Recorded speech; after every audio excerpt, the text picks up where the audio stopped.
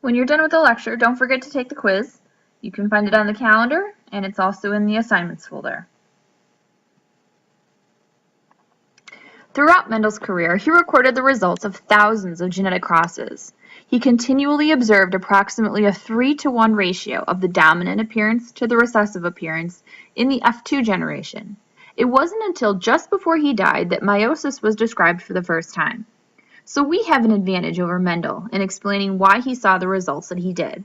We know from studying meiosis that chromosomes, and as a result, the alleles for genes on those chromosomes, separate during metaphase 1.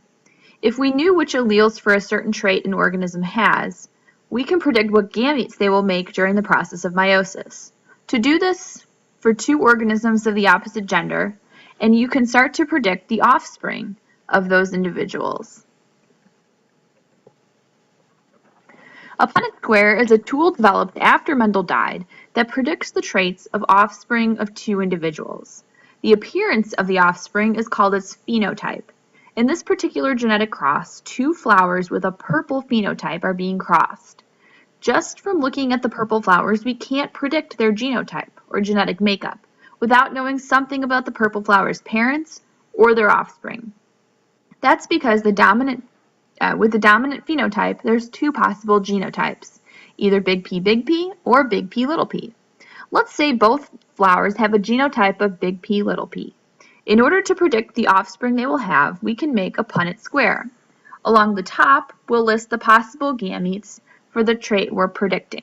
In this case, the male's gametes are listed on the top of the Punnett square, a big P and a little p.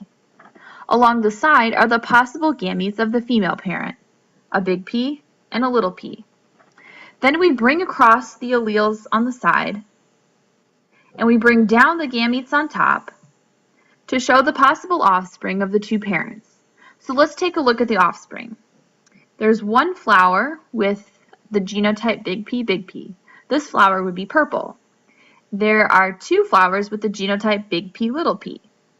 These flowers are also purple because the recessive white allele is masked by the dominant purple allele. It does not matter the order of the alleles when we write the genotype. However, usually the dominant allele is written first. The last possible offspring received a little p from each parent, and so it has the genotype little p.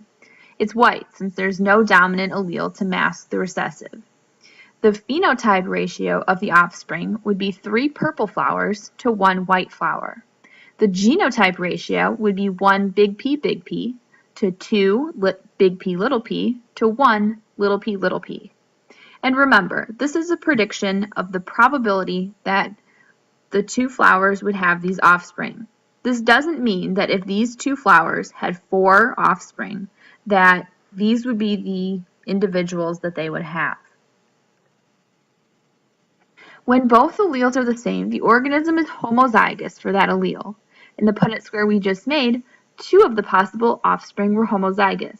The one with the genotype big P and one with the genotype little p. In both cases, the phenotype is the same as the allele that they have.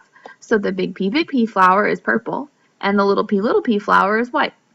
The two other possible offspring in the previous Punnett square were heterozygous because the two alleles they had for the flower color gene were different, a big P and a little p. Heterozygous individuals always have the phenotype of the dominant allele. Now you try one on your own. Create this Punnett square in your notes, and we'll check it tomorrow in class.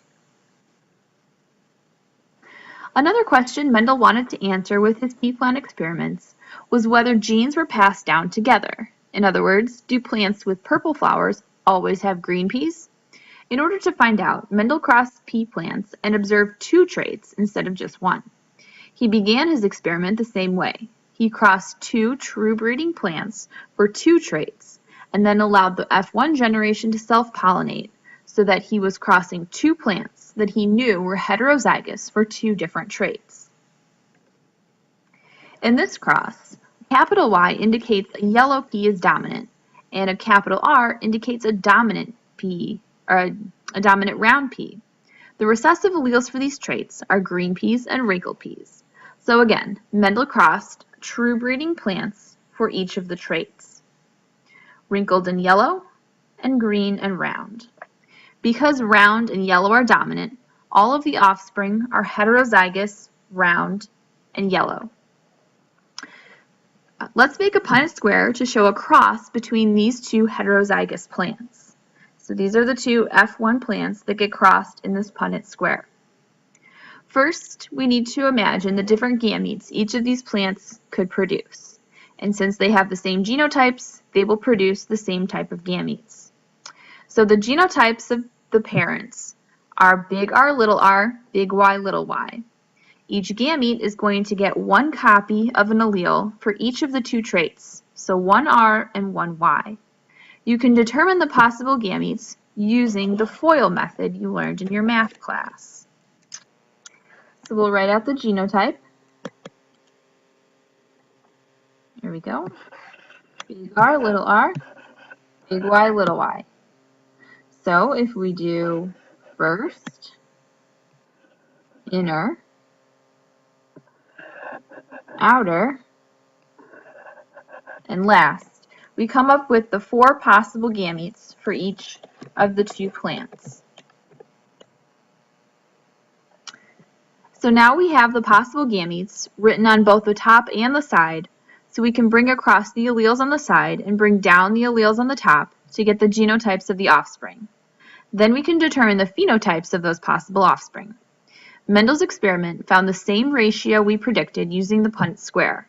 9 P's with both dominant phenotypes, 3 P's with dominant phenotype for the first trait and recessive phenotype for the second, 3 P's with the recessive phenotype for the first trait and dominant phenotype for the second trait, and 1 P with both recessive phenotypes. So here's what we know was going on because of our knowledge of meiosis. If you look at the picture, 2 homologous pairs of chromosomes are shown. The red chromosomes are from the individual's mother, and the blue are from its father. Imagine the yellow P color was passed down on the top pair of chromosomes.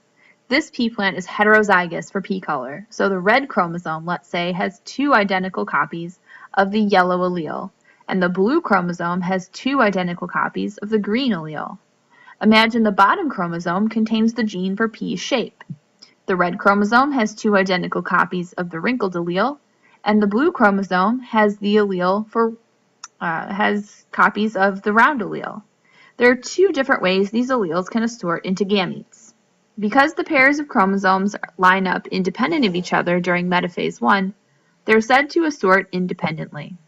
The opposite of independent assortment is if the traits got passed down together because they were on the same chromosome and very close to each other, so they were not separated by crossing over. These 2 genes would said to be linked. In other words, they get passed down as a package deal. Luckily, the traits that Mendel decided to study were on different chromosomes.